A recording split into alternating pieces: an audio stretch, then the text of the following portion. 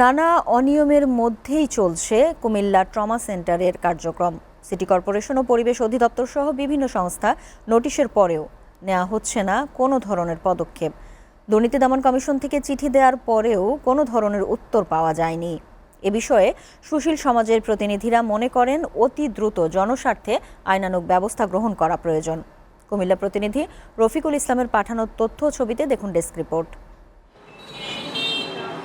নানা অনিয়ম অব্যবস্থাপনার মধ্য দিয়ে চলছে কুমিল্লা ট্রমা সেন্টার।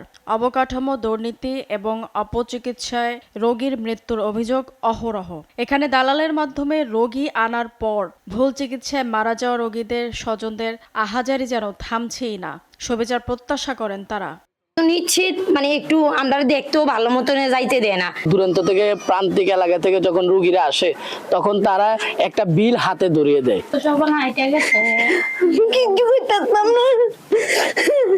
2016 সালের 31 আগস্ট ট্রমা সেন্টারের 15 তলা ভবনের প্ল্যান পাশ করা হয়।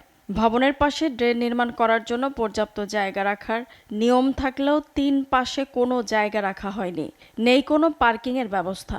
2016 সাল থেকে 2025 সাল পর্যন্ত হাসপাতাল মালিক ডাক্তার মোহাম্মদ আব্দুল হক বরাবর 4 দফায় অপসারণ নোটিশ দেওয়া হলেও কোনো পদক্ষেপ নেননি তিনি। সিটি কর্পোরেশনের প্রকৌশলী জানায়, এই প্রতিষ্ঠানকে স্বেচ্ছায় ভবন সরিয়ে নেয়ার নোটিশ দেওয়া হয়েছে। তাদের কোনো ধরনের ভ্রুক্ষেপ নেই, তবে এ সকল ভবন ভাঙ্গা হবেই। কুমিল্লা সিটি কর্পোরেশন আসলে অনেকগুলো ভবনই আমাদের নিয়ম বহির্ভূতভাবে করা হয়েছে এবং রীতিমতো এগুলাতে আমরা নোটিশও দেই, তারাও জবাব দেয়।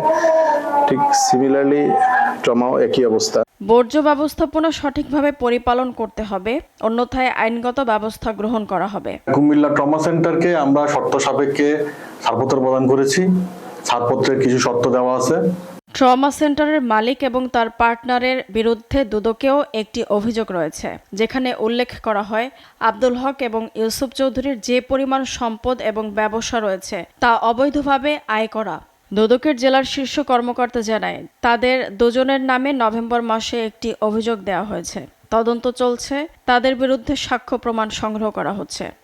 তদন্তকারী বা অনুসন্ধানকারী কর্মকর্তা চিঠি দিয়েছেন, তার বক্তব্য নেওয়ার জন্য এখনো তিনি এই দুদকে আসেননি।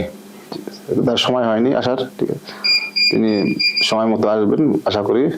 জনস্বার্থে এ ধরনের অনিয়ম দ্রুত আইনের আওতায় আনা হোক।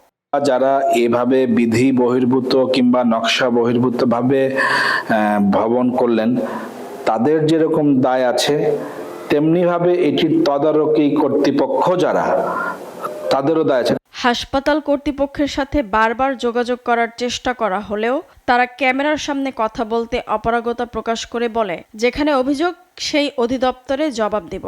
কুমিল্লা শহরের গুরুত্বপূর্ণ এলাকায় ট্রমা সেন্টারের অবস্থান। হাসপাতালটি ন্যায্য মূল্যে সেবা পাবে, গ্রহীতারা এমনটাই প্রত্যাশা সকলের। SATV news desk.